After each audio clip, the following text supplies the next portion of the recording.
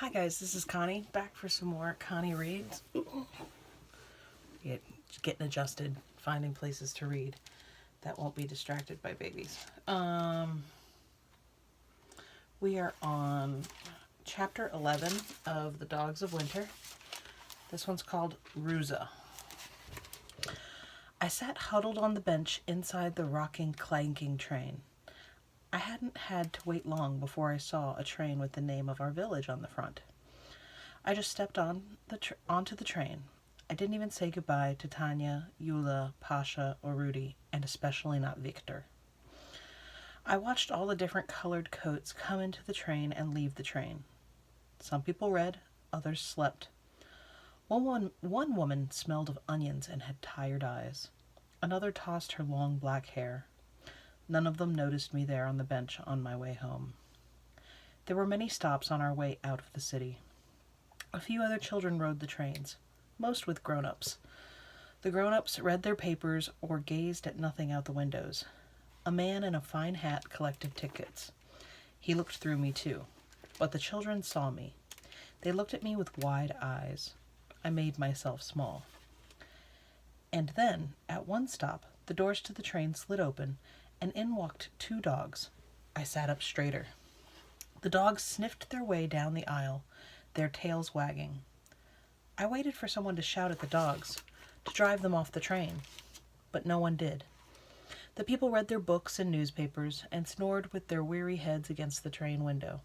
No shouting, no chasing. The dogs finally settled near a child and mother. They circled 3 times and lay down with a sigh. I watched them as they dozed. I could barely breathe for the wonder of dogs on the train.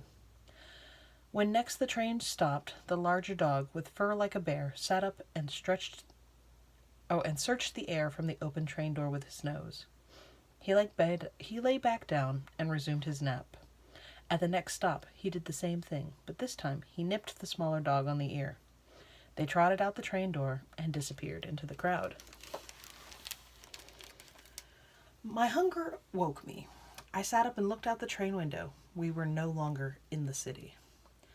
Just as I began to worry I'd slept past my stop, the man on the loudspeaker called the name of my village, Ruza. I scrambled down from my seat and off the train. I pushed my way through the forest of legs and bags and satchels. Surely my mother would be there in the train station, watching for me in her red coat with the one black button missing. Surely she had been there every day, meeting every train, watching for her Mishka. But no one was there watching for me and smiling when she set her eyes on her smart, beautiful boy. There was no red coat or chestnut hair. I walked through the village, past the school and the butcher's shop and the fabric shop, and across the street to the bakery where my mother had worked. A cold wind blew through my thin sweater. The bakery was dark. I walked up the long, low hill to the apartment building squatting at the top. Nothing stirred from within or from without. But surely she was there, waiting for me, watching for me. I ran up the stairs 2 by 2 to the 3rd floor. My heart flew ahead of me. The door stood ajar. I started to push it open, then stopped. What if he was there? What if he was there with his big, ugly feet and rotten teeth and bottles of vodka? The stench of his sweat, the red smear on the floor. The door flew open. I jumped back. "Who the hell are you?" A large, doughy-faced woman in a black coat and dirty headscarf loomed in the doorway. "I am Mishka, Ivan Andreevich," I whispered around my pounding heart. "I live here with my mother, Anya Andreevna." The woman snorted and began picking up bottles. "Then your mother is a pig," she said. Anger flamed in my face. "My mother is not a pig," I said. "He is the pig." My stomach churned at the thought of him. "He is a bad man," I said. She shrugged. "Whatever. They aren't here now. No one has been here for weeks. I'm stuck with months of no rent and cleaning this pig pen for new tenants." "But we live here," I said. "She just went away for a while." She stood and eyed me wearily. Her face softened a bit. "She's not here, boy. Do you know where she is?" I shook my head. The woman began stuffing garbage into bags. Some of the neighbors said they heard screams. As you say, he was no good. She may have come to a bad end. She straightened, her face closed. Whatever happened is not my concern. You don't live here anymore. You'll have to find another place to live. Don't you have family somewhere? I shook my head again. The woman, she was a pig-faced woman, sighed and threw up her hands. I don't know what's become of us, living like dogs, leaving our children to run wild. But my mother would never leave me. She, the pig-faced woman, talked into a bag of garbage.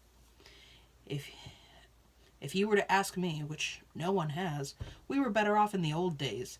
Things ran right as a train back then. She tied off the top of the garbage bag. She pointed a stubby finger at me and shook it. Say what you want about Gorbachev and communism, but since the Soviet Union fell, this country's gone to hell in a handbasket. She slung 2 bags of garbage over her shoulder. I want you gone when I get back. I listened to her clomp down the hallway. I walked slowly from one room to another. Stinking garbage fouled my mother's tidy kitchen. The refrigerator door stood open. There was nothing except a hunk of molded cheese and a half-eaten, sour-smelling sausage. I stuffed them greedily in my mouth as I wandered in the bedroom. Everything was gone. My mother's clothes, the wooden icon of a saint she kept over the bed, even her smell of cigarettes and lavender, gone. I went back to the kitchen pantry where I had slept after he came. Everything was gone there too.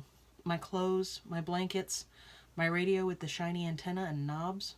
But then I saw it. There, pushed in a dusty corner, lay the book of fairy tales. I ran my hand over the greasy cover. A firebird flying over a frozen kingdom above glittering spires that soared forever above golden onion-shaped domes. I held the book to my chest and looked one last time around my mother's kitchen. A broken plate rested in the sink. How long had it been since I had eaten from a plate? A bowl, or drunk from a cup? I walked to the corner in the bedroom and knelt. I touched my finger to the red stain the pig-faced woman had not been able to scrub away. The stain was larger, much larger than I remember. A cold sweat battled a heat that swept through me. I vomited on the floor. I passed the woman in the stairwell as I walked down 1 flight, then 2. She muttered something I could not understand. I stood at the top of the low hill. 1 raindrop, then many pelted my face. I slid my book under my sweater. I pointed the toes of my famous basketball player shoes down the hill and followed them back to the train station and the city and Leningradsky Station. And that's the end of chapter 11. Be careful with that and enjoy, please and thank you, and I will see you for the next installment. Bye.